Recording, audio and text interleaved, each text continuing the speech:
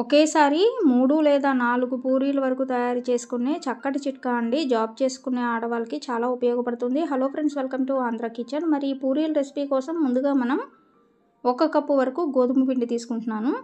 ఈ గోధుమ పిండిలోకి 1 కప్పు గోధుమ పిండిలోకి 2 చెంచాల వరకు ఉప్మా రవ్వ, బొంబాయి రవ్వ, సూజీ అంటాం కదా, ఈ రవ్వను వేసుకోవాలి. అలాగే 1 కప్పు గోధుమ పిండికి 1 స్పూన్ మైదా పిండి కూడా వేసుకోండి. ఎక్కువ వేయాల్సిన పని లేదు, 1 స్పూన్ సరిపోతుంది. అలాగే అర చెంచా వరకు పంచదార వేసుకోండి. పంచదారతో పాటు తగినంత ఉప్పు కూడా వేసుకోవాలి.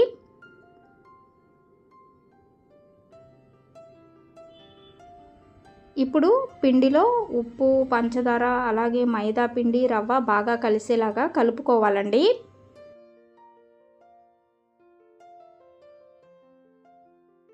అలాగే ఈ పూరీలు 1 నెల పాటు నిల్వ కూడా ఉంటాయండి. అప్పటికప్పుడు చక్కగా చేసుకోవచ్చు. చాలా చక్కగా పొంగుతాయి.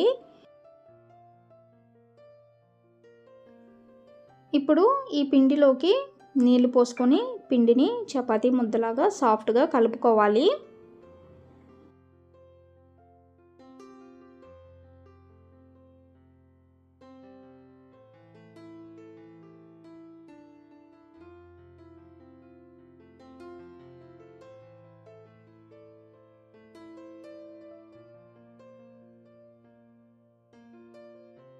ఈ విధంగా కలుపుకున్న తర్వాత ఇందులోకి మళ్ళీ 1 అర చెంచా వరకు నూనె వేసుకొని పిండిని సాఫ్ట్గా అయ్యే వరకు కలుపుకోవాలండి.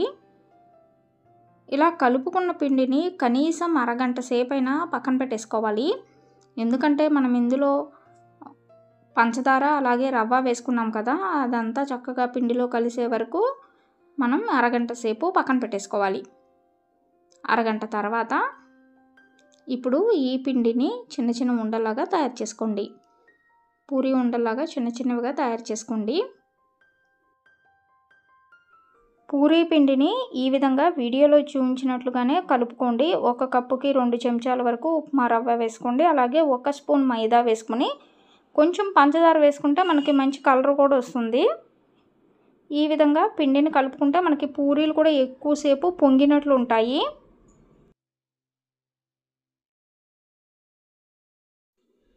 ఇలా చిన్న చిన్న ఉండల్లాగా తయారు చేసుకున్న తర్వాత పొడిపిండి గోధుమ పిండి వేసుకొని పూరీలాగా తయారు చేసుకోవాలి. ఇక్కడ నేను పెద్దవి కాదండి, చిన్న చిన్నవి తయారు చేసుకుంటున్నాను. ఇంట్లో తయారు చేసుకుంటున్నాం కాబట్టి చిన్న పూరీలు తయారు చేసుకుంటున్నాను.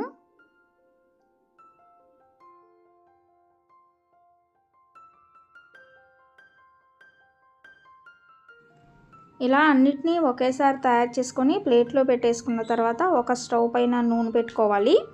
ఇంకో స్టవ్ పైన వచ్చేసి పెన్నం పెట్టుకోవాలండి. ముందుగా మనం ఈ పూరీలను పెన్నం పైన నూనె లేకుండా కాల్చుకోవాలి.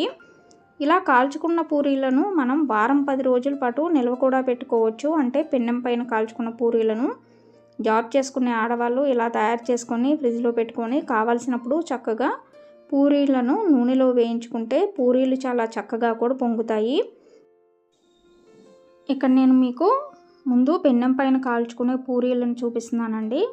అటు 2 వైపులా పెన్నం పైన ఈ విధంగా కొంచెం సేపు, మరీ బాగా కాలేలా కాకుండా కొంచెం సేపు కాల్చుకోవాలి. ఒకేసారి మనం 3 పూరీలు వేసుకుంటున్నాము. పెద్దది కనుక ప్యాన్ ఉన్నట్లయితే దానిపైన అయితే మనకి 4 పూరీల వరకు పడతాయండి. పెన్నం పెద్దదైతే. ఈ విధంగా కాల్చుకున్న తర్వాత ఈ పూరీలను పక్కన పెట్టేసుకుంటున్నానండి. మళ్ళీ ఈ స్టవ్ పైన నేను బాండి పెట్టి మీకు చూపిస్తాను. ఇలా కాల్చుకున్న పూరీలను, అంటే పెన్నం పైన కాల్చుకున్న పూరీలను ఫ్రిడ్జ్లో పెట్టుకొని నిల్వ పెట్టుకోవచ్చండి. కావాలంటే మీరు అప్పటికప్పుడు నూనెలో వేసుకుంటే అసలు చాలా అంటే చాలా త్వరగా పొంగుతాయి. అసలు టైం వేస్ట్ అవ్వదు, అంత చక్కగా పొంగుతాయి. మొదటిసారి చేసే వాళ్ళకు కూడా పూరీలు చాలా అంటే చాలా బాగా పొంగుతాయి. చూడండి, నేను ఒక పక్కన ఈ కాల్చుకున్న పూరీలను ఇప్పుడు నేను నూనెలో వేస్తున్నాను.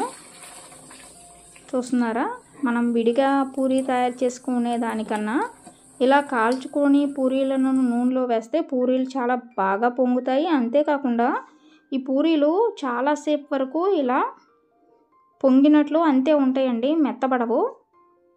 చూస్తున్నారు కదా, ఒక పక్కన నూనె పెట్టేసుకున్నాను, ఒకవైపు ఇంకొక వైపు ఏమో పెన్నం పెట్టుకున్నాను. ఇలా ఒక పెన్నం పైన కాల్చుకుంటూ ఇంకొక వైపు నూనెలో వేసుకొని వేయించుకుంటే మనకి పూరీలు చాలా అంటే చాలా బాగా పొంగుతాయి. పూరీలు కాగటం కూడా చాలా త్వరగా అయిపోతుందండి. ఇలా వేయంగానే అలా నూనెలో బుజ్జుమని పొంగుతాయి. చూడండి ఎంత బాగా పొంగుతున్నాయో. ఇలా మీకు కావాల్సినన్ని పూరీలను నూనెలో వేయించుకొని మిగతావి మనం ఫ్రిడ్జ్లో పెట్టుకోవచ్చు. మరి మీ అందరికీ ఈ పూరీల రెసిపీ వీడియో కనుక నచ్చినట్లయితే ఈ వీడియోని లైక్ చేయండి, షేర్ చేయండి. మరిన్ని వీడియోస్ కోసం మా ఛానల్ సబ్స్క్రైబ్ చేయండి. Thank you for watching.